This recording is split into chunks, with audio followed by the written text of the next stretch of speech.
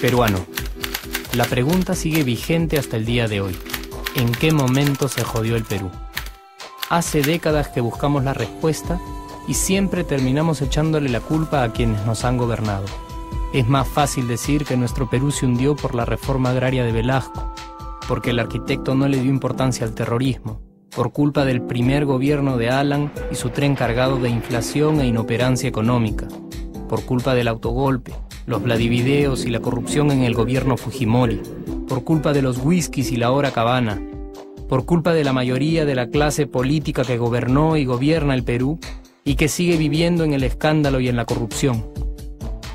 Pero por más que querramos deslindar nuestra responsabilidad por la crisis social que asfixia al Perú, compartimos demasiados hábitos que nos hacen muy parecidos a quienes culpamos y criticamos, porque aún creemos que la criollada se tiene que celebrar como si fuera parte del orgullo nacional. Somos vivos y por eso compramos facturas para pagar menos impuestos. Ganamos los trabajos no por nuestro esfuerzo o talento, sino gracias a una pequeña coimisión. Nos colamos en la fila para que nos atiendan primero. Aceleramos en ámbar y nos pasamos la luz roja, porque así llegamos más rápido.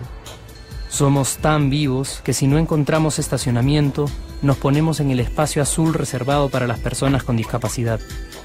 Robamos la señal de cable, robamos electricidad y no nos consideramos ladrones. Reclamamos que haya justicia y se acabe la corrupción, pero le pagamos 5 soles a un policía para que no nos ponga papeleta o al juez para que abogue por nuestra causa.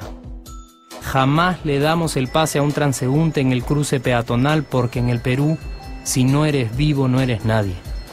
Pero si somos tan vivos, ¿por qué le tocamos bocina al semáforo en rojo, como si este fuera a escuchar nuestra ansiedad? ¿Por qué tiramos la basura en la calle, como si la ciudad perteneciera a cualquiera menos a nosotros?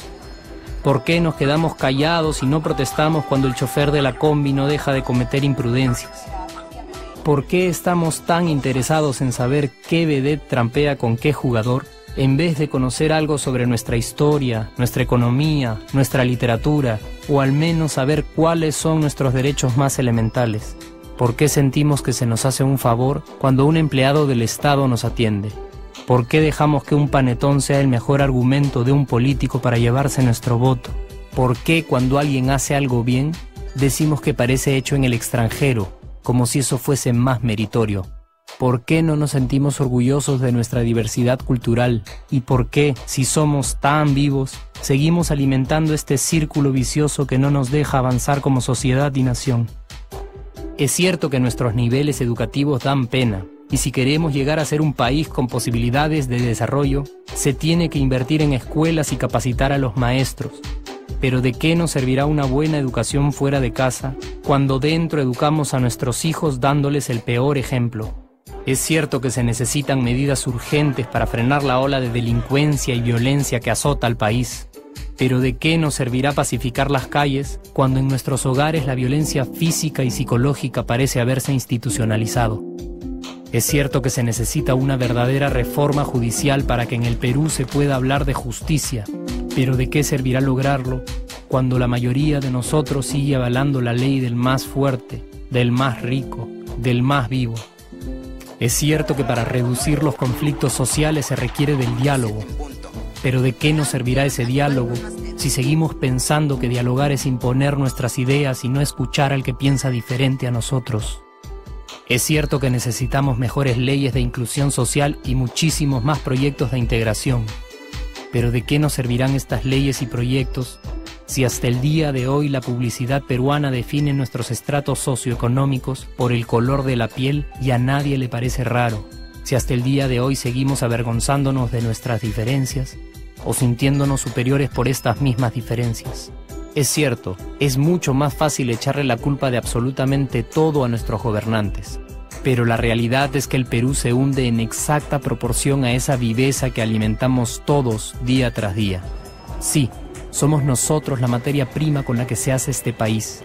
Y si no corregimos nuestros hábitos, si nuestra materia prima sigue adulterada, Cualquier producto que hagamos también saldrá adulterado. Y por más logros que obtengamos en nuestra economía, en los deportes, en las artes, en nuestra cocina, por más orgullosos que nos sintamos de nuestros representantes, de nuestra historia, de nuestras maravillas o de nuestra creatividad, si no cambiamos estos hábitos, seguiremos preguntándonos ¿en qué momento se jodió el Perú? Yo ya estoy harto de esa pregunta.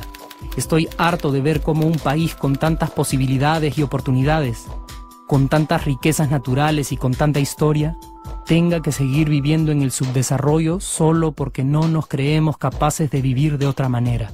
Estoy harto de que las desgracias de nuestros vecinos sean nuestro mejor consuelo.